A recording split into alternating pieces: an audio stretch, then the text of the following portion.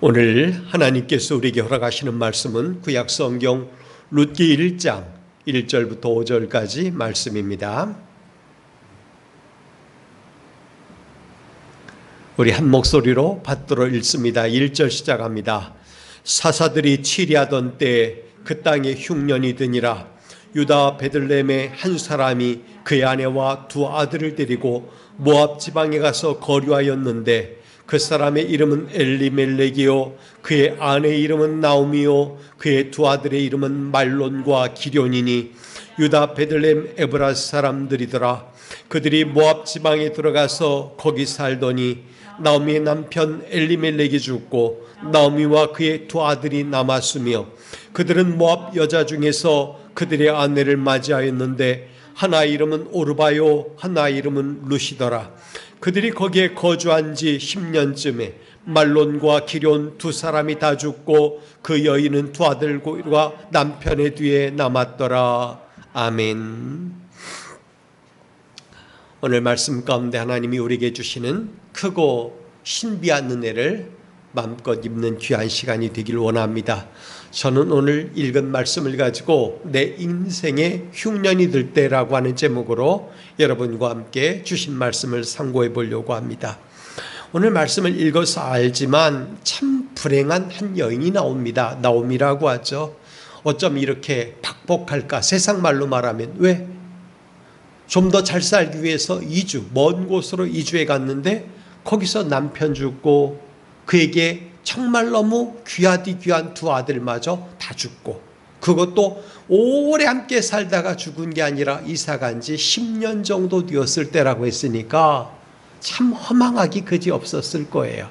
그래서 남은 게 본인 나오미와 두 아들의 아내가 된 오르바와 룻이라고 하는 여인, 이렇게 해서 세 여자만 남게 된 것입니다. 이 정도로 우리가 읽어보면 너무하다, 참 안 됐다, 이런 생각이 충분히 들 거예요. 그러면 왜 이 여인이 모압 땅으로 가야만 했을까? 그 단초가 오늘 말씀에 나오는데 그게 뭐냐면 그들이 살던 땅 유다 베들레헴에 흉년이 들었기 때문이라고 그랬어요. 흉년이 들었기 때문에. 그래서 흉년의 여파로 말미암아 좀 더 나은 땅으로 이사한 곳이 모압이었고 거기서 잘 살아보자 했는데 웬걸 남편과 두 아들이 먼저 세상을 떠나는 일을 만났다는 거예요. 그런 의미에서 보면 1차 흉년은 물리적인 흉년이었지만 그들이 모압 땅에 가서 경험한 흉년은 심정적인 흉년이라고 말할 수 있을 거예요. 영적인 흉년. 그런 차원에서 보면 이 여인은 지독한 흉년을 만났다, 이렇게 생각할 수 있을 것입니다.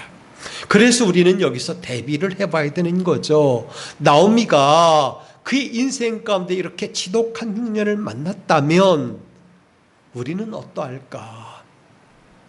저나 여러분은 우리 삶이 복되고 형통하며 행복하고 그리고 평안하길 원해요.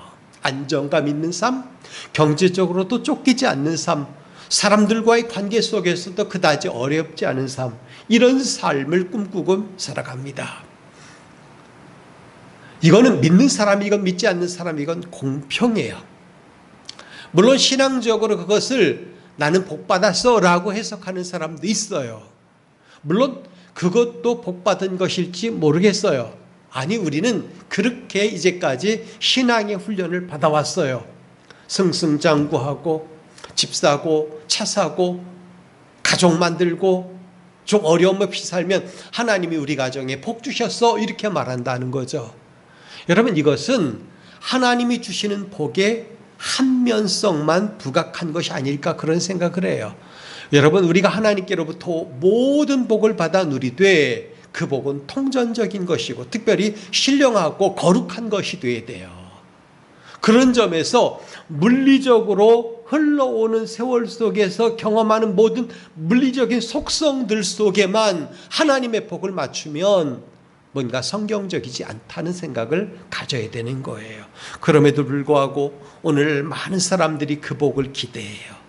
복 받아라 그러면 건강해지고, 복 받아라 그러면 하늘에서 돈이 떨어지고, 복 받아라 그러면 자기를 도와주는 사람이 주변에 서고, 복 받아라 그러면 없는 음식이 생겨나고, 이런 생각을 갖는다는 거예요. 여러분, 그렇게 하나님의 복을 생각하면, 재단하면 이건 비성경적인 거예요.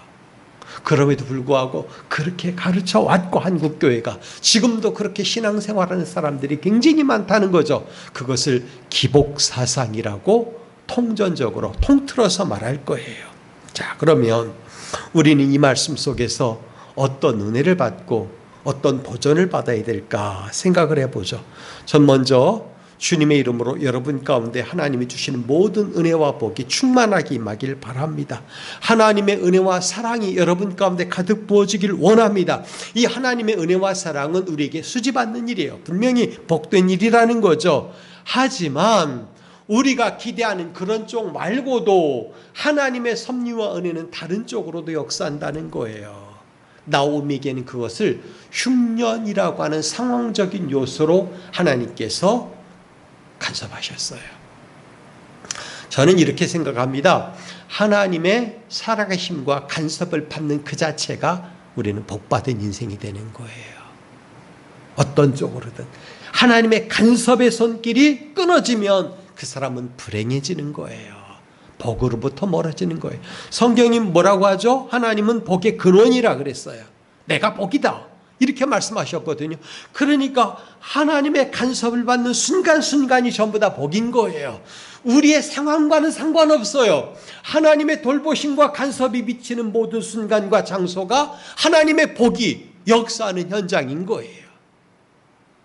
우리는 내 상황이 안 좋다고 하면 하나님의 복과 하나님의 은혜가 간섭하지 않은 것으로 생각한다는 거죠. 잘못된 생각이에요. 모든 상황 속에서 하나님의 간섭과 살아계심을 경험한다면 나는 복받은 존재인 거예요. 하나님을 모시고 살고 하나님을 경험하는 삶 자체가 복인 거예요. 그걸 모르면 잘못된 패턴 속으로 빠지고 마는 거예요. 물론 우리는 좋은 상황을 경험하며 살길 원해요. 남보다 좀 더 넉넉하길 원하고, 남보다 좋은 차를 타기 원하고, 남보다 좀 더 좋은 음식을 먹고 이 옷을 입길 원해요. 좀 더 나은 직장에서 좋은 연봉을 받고 살길 원해요. 그건 모든 사람들이 꿈꾸는 삶인 거예요. 저는 그게 잘못됐다고 얘기하는 게 아닙니다. 그런 상황 속에서도 하나님의 돌보심과 간섭은 분명히 있습니다. 근데 그것만이 하나님의 간섭이고 돌보심이라고 생각하지 말자는 거죠. 안 좋은 상황 속에서도 분명 하나님은 돌보시고 간섭한다는 거예요. 그것을 역전시켜서 플러스 쪽으로 우리를 끌고 가시는 하나님, 전 여러분 인생 가운데 그 하나님을 자주 은혜롭게 만날 수 있게 되기를 바랍니다. 그렇다면 나오미에게 지금 찾아온 흉년의 사건, 이것은 복일까요? 복이 아닐까요? 그 정도로 질문을 던져놓고 계속 이어져 가봅시다. 분명 하나님은 나오미의 인생 가운데 고난이 찾아온 현장, 흉년이 찾아온 현장 속에서도 그 인생을 간섭하셨고 돌보셨어요. 놓은 게 아니라는 겁니다. 떠난 게 아니라는 상황을 우리는 분명히 알아야 돼요. 비록 그가 안정감을 누리기를 원했고 더 나아지길 원해서 모압 땅으로 이사를 갔지만 그 과정 속에서도 하나님은 분명히 걸음걸음마다 간섭하셨고 이 나오미의 가족을 돌보시고 계셨다는 거예요. 여러분, 그러면 다른 말로 말해서 120살을 살면 나는 복받은 인생이고 60살까지만 살면 나는 복받은 인생이 아닌 건가요? 그것도 잘못된 해석이에요. 내가 얼만큼을 이 땅에 존재하든, 하나님이 나를 이 땅에 얼만큼 두시든 하나님의 돌보심과 간섭을 끊임없이 받으며 내 인생을 걸음걸음 하나님께로 방향을 맞춰갔다면 그의 인생은 복받은 인생이에요.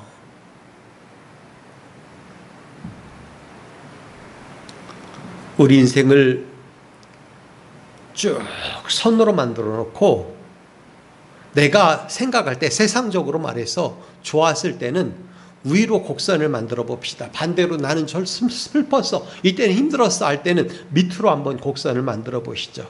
그러면 우리가 어느 쪽으로 나의 인생의 곡선이 많이 분포되어 있을까요? 모르긴 몰라도 더 좋은 쪽, 플러스 되는 쪽에 훨씬 더 많이 우리 인생이 곡선이 분포되어 있다는 걸 알게 될 거예요. 여러분, 그 모든 거 우리가 노력한 것도 일부는 있겠지만 그러나 절대적으로는 하나님이 그렇게 만들어 주신 거예요. 하나님이 하신 거예요. 인생은 항상 좋을 수 없어요. 사람의 감정도 항상 좋을 수가 없어요. 그래서 옛말에는 오욕 칠정 이런 얘기를 했는데, 예운편에 나오는 칠정에 관한 기록을 보면 이렇게 말해요. 희가 있고 기쁨이 있다는 거죠. 노, 분노, 애, 슬픔, 구, 애, 오욕 이런 말이 있어요. 희노애락, 애오욕이라는 말인데, 그런데 이런 것들이 여러 우여곡절 속에서 나타나는 거예요. 인생살이가 하나의 모습으로만 보이는 게 아니라는 거죠. 동일한 인식의 틀에서 하나님의 간섭과 돌보심도 똑같은 형태로만 나타나는 게 아니라는 거예요. 어떤 때는 우리의 삶을 깊은 수렁에 빠뜨리기도 하시고, 거기서 하나님을 바라보게 하시고, 하나님만 의지하게 하시고, 다시 건져내셔서 높은 곳에 세우실 때 우리는 거기에서 계속해서 하나님 나라를 맛보며 하나님께 영광 돌리며 살아야 되는데, 내가 영적으로 하나님을 놓칠 때가 있으면 또다시 내 인생을 떨어뜨린다는 거예요.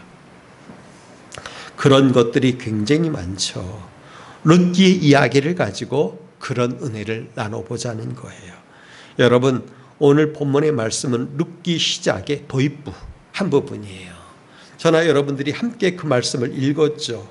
이 말씀을 읽을 때 저는 여러분들에게 많은 이야기를 하고 싶지만 오늘 등장하는 인물들을 먼저 생각을 해봤으면 좋겠어요. 남편 엘리멜렉이라고 하죠. 아내 나오미, 시락이라고 하는 뜻이에요. 그의 자식은 말론, 기럨이라고 그랬어요. 엘리멜렉은 하나님은 왕이시다, 그 말 속에 들어있는 대로 엘리멜렉은 하나님을 왕으로 섬기며 산 사람이라는 거예요. 나오미, 시락, 말론은 연약한 자, 기럨은 결점, 이렇게 이름을 지었어요. 그들이 살던 시대는 사사들이 다스리던 시대였어요. 그때의 형편이 뭐냐? 흉년이라는 말로 대별이 된 것입니다. 그 때문에 그들은 흉년에서 벗어나고자, 흉년보다 더 나은 삶을 살고자, 이건 모든 사람들의 욕구 아니겠어요? 그렇게 해서 모압 땅으로 이사를 간 거예요. 그 땅이 흉년이 드니라 흉년 때문에 모압 땅으로 갔다는 거죠. 왜 모압으로 갔을까? 소문이 많이 들렸겠죠. 이것은 이스라엘의 지리적인 상황을 봐야 되는데, 이스라엘은 서안에서부터 완만하게 솟아오르다가 동편에서 뚝 떨어지는, 마치 태백산맥 같은 그런 형상을 띠고 있다는 거예요. 그러다 보니까 서안에서부터 바다에 지중해가 있으니까 습기를 장뜩 머금고 오다가 그 바닥 밑으로 떨어뜨리니까 그 땅에 초지가 형성되는데 거기가 바로 모압 땅이에요. 그러니까 거의 수도 없이 많은 초목들이 자라고 거기서 많은 가축들이 자랄 수 있는 그런 환경이 모압 땅에는 있었다는 겁니다. 그래서 그 소문을 듣고 간 거예요. 굶주림, 배고픔의 문제를 해결하기 위해서, 좀 더 나은 삶의 여건을 만들기 위해서 갔다는 거죠. 제가 아주 어릴 때 많은 사람들이 도회지, 소위 말해서 서울 수도권을 찾아서 왔어요. 이사를 하면서 거기서 삶의 터전을 만들었다는 거죠. 근데 시골에 그냥 남아있던 사람은 지지리도 못 살았어요. 왜냐하면 도심에서는 일거리도 있고 그러다 보면 먹을 수도 있고, 그런데 시골에는 먹을 거리가 그다지 많지 않았거든요. 사람들의 스타일이 그래요. 좀 더 나은 형편을 찾아 움직이게 돼 있어요. 충분히 설명이 되는 거예요. 그 땅에 흉년이 드니라. 자, 그런데 우리는 한 가지 궁금증을 가져야 돼요. 뭐냐면 그 땅이 어떤 땅이냐 하는 거죠. 이 베들레헴 땅 어떤 땅이냐 이거죠. 하나님께서 주신 땅이에요. 주셨다는 말은 맡겨주셨다는 거예요. 왜 맡겨주셨죠? 경영하라고 맡겨주신 땅이라는 거예요. 어떤 상황이 와도 그 땅을 지켜내고 가꿔야 되는 사명이 그들에게 있는 땅이라는 거죠. 근데 그 땅을 버리고 떠난 거예요. 이방 땅으로 간 거죠. 신명기 11장 12절 보면 놀라운 말씀을 줘요. 여호와의 눈이 연초부터 연말까지 그 땅에 머문다 그랬어요. 여러분, 우리도 이 말씀을 받아야 돼요. 여러분 분명히 믿긴 여러분의 삶의 자리와 생활의 터전에 연초부터 연말까지 우리 여호와 하나님의 눈길이 머무는 줄 믿으시기 바랍니다. 단 한 번도 우리 하나님의 눈길은 우리에게서 걷어지는 법이 없어요. 베들레헴 속에 몇 년 동안의 흉년이 될지는 모르지만 하나님은 단 한 번도 그 땅에 내리시는 시선을 거둔 적이 없다는 거예요. 하나님께서 움직이라고 명령하기 전까지는, 하나님께서 장막을 거두고 떠나라고 말씀하시기 전까지는 머물러 있어야 되는데 그들은 그들의 판단에 따라 움직였다는 거예요. 아무튼 엘리멜렉 가정은 흉년이 든 땅을 등졌습니다. 그 표현을 본문은 모압 땅으로 가서, 모압 지방에 가서라고 했습니다. 더 좋은 삶, 더 나은 삶을 선택하기 위해서, 자의적으로 선택하기 위해서 갔다는 거죠. 참 아쉬운 건 뭐냐면 이때 이런 상황 속에서 하나님은 왕이시다 이름을 그렇게 졌으면, 기쁨의 여인이라고 이름이 져졌으면 하나님 앞에 힘이 엎드려서 간구하며, 하나님, 우리가 지금 흉년을 만났습니다. 이 땅을 돌아보시옵소서 라고 말했어야 하는데 그런 기도의 순간을 갖지 못했다는 거예요. 성경에서 우리가 눈여겨봐야 될 것은 어떤 상황 속에서도 하나님 앞에 무릎 꿇고 하나님의 돌보심을 받기 원하여 간구하는 사람에게는 하나님께서 은혜를 베푸시고 피할 길을 내셨다는 사실이에요. 이것은 우리도 도전을 받아야 되는 거죠. 이제 이 말씀을 살펴보면서 우리는 우리 인생의 흉년이 오면 우리는 어떻게 할 것인가, 그 생각을 해보자는 거죠. 여러분, 그 시간을 어떻게 보낼까? 그 첫 번째가 영적 성장의 기회로 삼으라는 거예요. 영적 성장의 기회로 삼으라. 만약에 엘리멜렉 가정이 그 땅에서 정말 하나님께서 다시 내려주실 은혜를 생각하며 자기들의 신앙의 삶 속에서 무엇인가 잘못한 점이 있다면 그것을 개선하고 하나님의 영광의 나라로 다시 한번 방향성을 맞추고 영적 성장의 기회로 삼았다면 얼마나 좋았을까, 그런 생각이 드는 거죠. 이주를 먼저 떠올리기보다 하나님께서 이주하라고 명령하시면 가야 되겠지만 그 전까지는 그런 일을 만들어가는 게 어땠을까 생각을 하는 거죠. 세상 사람들의 기준으로 보면 굉장히 약삭빠르고, 그리고 남보다 앞서 나가는 판단과 사고력을 가지고 엘리멜렉 가정은 이사를 한 거예요. 처세에 민감한 거죠. 선점하려고 했고 심지어는 그 위치를 독점하려고 했는지도 몰라요.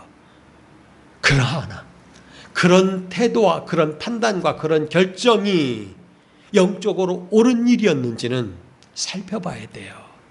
앞뒤 정황에 맞춰 볼 때 이것은 신앙 안에서 한 행위가 아니었다는 거예요.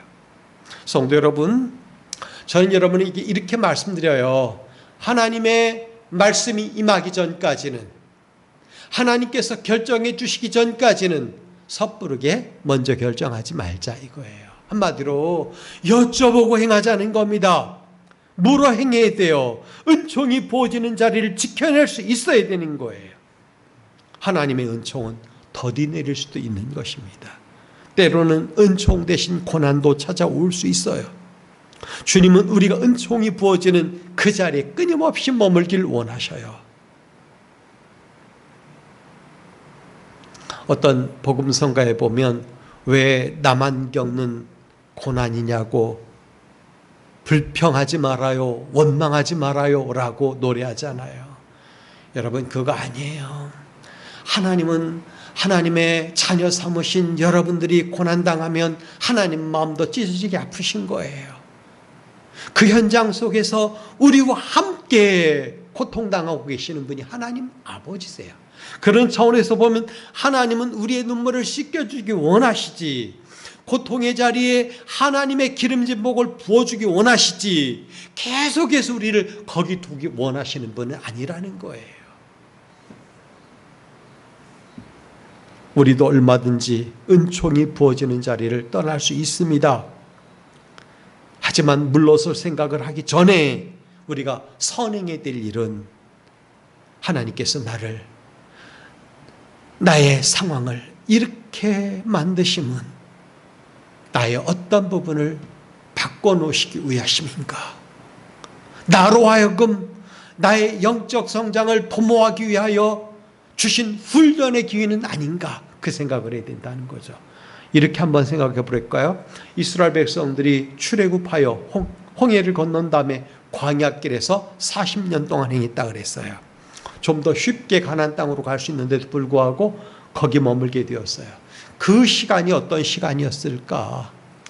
여러분, 전적으로 하나님과 교제하는 시간이고 하나님의 은혜 가운데 푹 빠지는 시간이고 하나님의 말씀으로 훈련받는 시간이었다는 걸 우리가 안다면 우리의 흉년의 시간은 나의 훈련의 시간이라는 걸 알아야 되는 것입니다. 영적 성장의 기회가 되어야 되는 거예요. 세상이 주는 풍부함을 맛보기 전에 우리가 먼저 경험하기 원하시는 것은 하나님의 뜻은 뭐냐? 영적 성장의 기회가 우리에게 먼저 있어야 된다는 겁니다. 그 기반 위에 하나님은 하나님의 좋은 것이 쌓여지길 원하시는 거예요. 이 기반이 없는 채 그 위에 풍성함을 쌓아놓으니까 좀 풍성해지면 오락을 찾아가고 향락을 찾아가고 더러운 일에 손대고 그러잖아요. 아니에요. 영적 성장이 갖춰진 상태에 좋은 것이 쌓여지지 그래야만 복되게 쓰고 은혜롭게 쓰고 하나님의 선한 사업에 쓰임을 받는 그의 삶이 되는 거예요. 영적으로 성장하는 기회, 내 인생에 흉년이 들면 그런 기회를 경험할 수 있게 되길 바랍니다. 나의 신앙이 자라고 영적으로 성장하기 원하시는 것은 성령 하나님의 간절한 소원이에요. 하지만 엘리멜렉과 그의 식구들은 그런 성장의 기회를 찾기보다 물질적인 안정감을 찾기 위하여 움직였다는 겁니다. 그것이 그들의 실패를 맛보게 한 여러 가지 요인 가운데 하나예요. 두 번째, 우리 인생에 흉년이 찾아오면 어떤 기회로 삼아야 될까? 내 생각을 내려놓을 기회로 삼자는 겁니다. 여러분, 몸이 조금만 아프고 점점 힘들어져 봐요. 그럼 여기저기서 수도 없이 많은 이야기가 들려와요. 어떤 사람이 이런 약을 썼는데 도움을 입었다더라. 어떤 의사를 찾아갔는데 괜찮아졌다더라. 어디 가서 무슨 음식을 먹었는데 효과가 있었대더라. 이런 말을 들으면 어때요? 가게 됐어요. 돈을 쓰게 돼 있단 말이죠. 아무튼 고통의 순간을 경험하는 사람들에게 들려오는 소리는 전부 다 미혹하는 소리들이에요. 전 여기서 하나님의 음성 듣기 훈련을 했으면 좋겠어요. 내 생각, 미혹의 소리, 거기에 휘말리는 순간이 아니라 하나님과 교제하는 자리에서 은밀하게 들려오는 성령 하나님의 음성을 듣는 시간을 가져야 되지 않겠습니까? 그렇게 될 때 비로소 내 생각을 내려놓을 수 있는 거예요.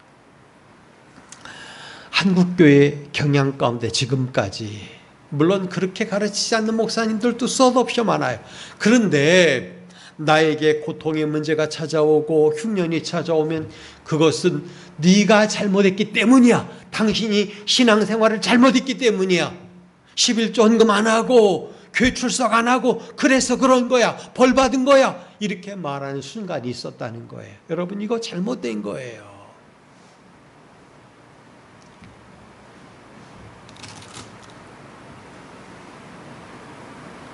왜 그렇게 가르쳤을까요? 왜 하나님의 말씀을 그렇게 왜곡했을까요? 우리가 겪는 대부분의 환난과 고통은 하나님께 순종하지 아니하고 내 멋대로 살 때 찾아온 것은 사실이에요. 그러나 그것을 공식화시켜서 내가 죄를 졌으니까 이런 벌이 내려진 거야. 인과응보라고 하잖아요. 이건 기독교 사상이 아니에요. 하나님 그렇게 말씀하시면 하나님을 그렇게 해석하고 하나님이 그렇게 말씀하셨다고 받아들이면 잘못된 거예요. 하나님은 우리가 고통당하는 순간에도 간섭을 끊지 않는 분이시고 개입을 늦추지 않는 분이에요. 인생의 흉년이 올 때 영적 성장의 기회로 삼아야 되지만 특별히 하나님과의 밀접한 관계 속에 들어가서 내 생각이 아닌 하나님의 생각에 나의 삶과 생각에 초점을 맞추는 그런 순간을 만들어 가야 되는 거예요.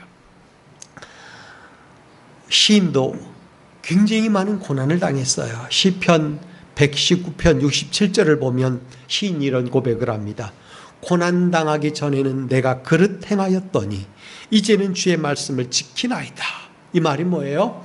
인생의 흉년이 들 때, 고통이 찾아올 때 하나님의 말씀을 듣는 기회가 더 많이 생긴다는 거예요.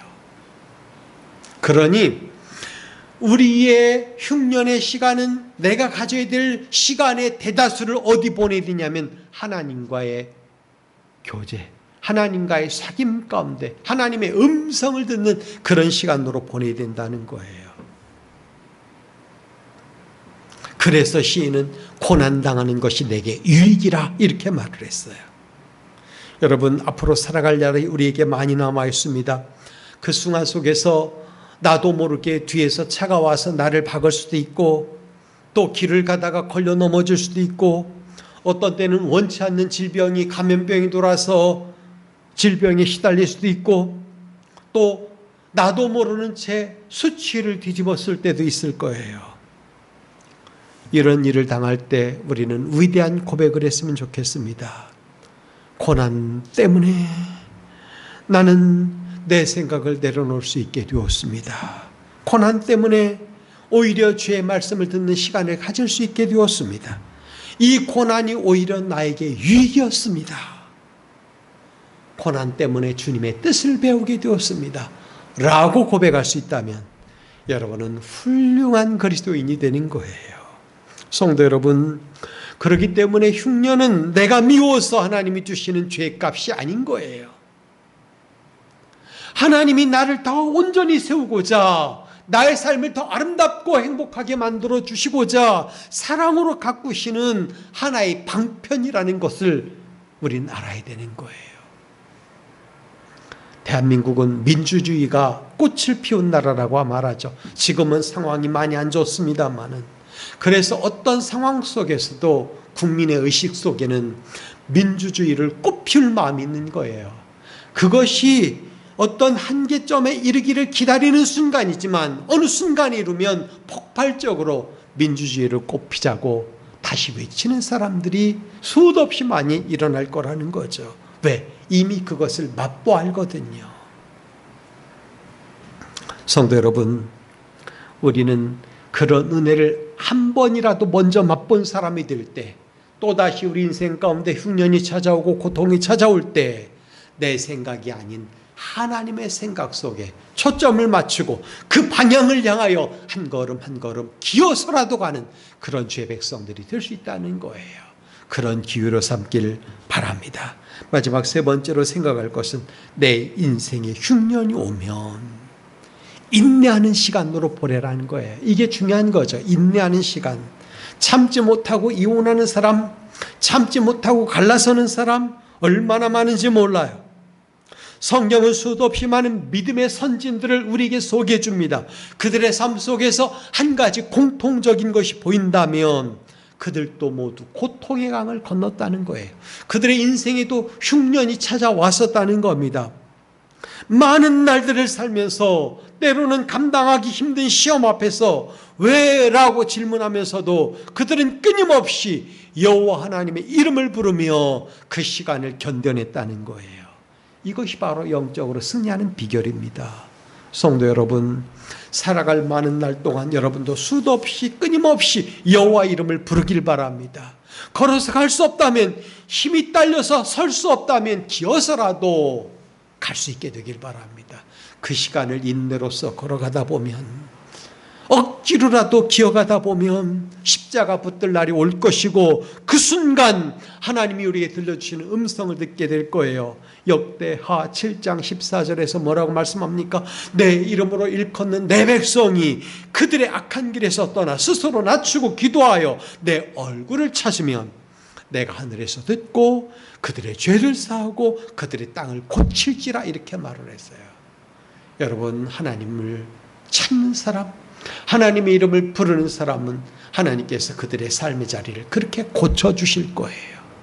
사랑으로 보듬어 주시고 우리의 모든 것을 치유하시고 모든 악을 근원서부터 쫓아내시고 하늘의 신령한 것과 땅의 기름짐으로 여러분의 삶의 자리를 덮으실 거예요. 인내하는 시간, 그게 우리에게 필요한 거예요. 인내하는 시간.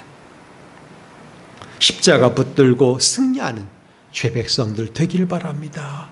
흉년의 시간을 헛되이 보내지 말고, 도망하는데 급급하지 말고, 너희 염려를 다 주께 맡기라고 말씀하신 베드로 사도의 이야기를 듣는 입장에서라도 하나님 앞에 맡기는 그런 순간으로 갔길 바랍니다.